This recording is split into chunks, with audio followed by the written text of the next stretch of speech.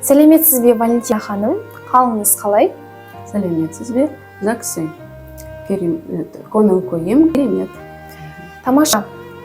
Оқырмандарымызға түсінікті болу үшін өзіңіз жайлы ақпарат айтып өтсеңіз. Менің атым жөнім Валентина Шавлова. Мен Тараз қаласында нотариус болып жұмыс істеймін. Жұмыс өтілі 15 жыл.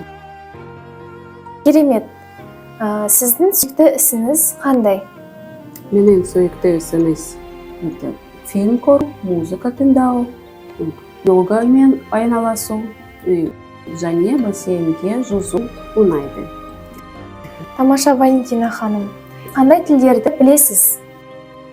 Мен орыс тілінде еркін сөйлей аламын.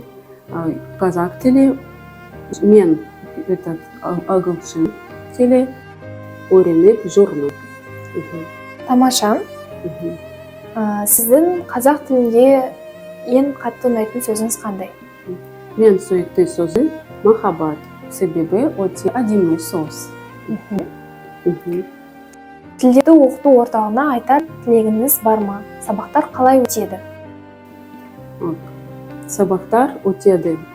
Сабақтар қызықты, өте қызықты өтеді. Тілдерді оқыту орталығына сәттілік пен өркендеу тілеймін. Және сізге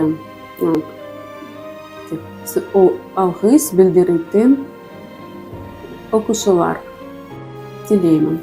Сізге үлкен рахмет. Рахмет, Валентина ханым. Сізге де жұмысыңызға үлкен табыс тілеймін.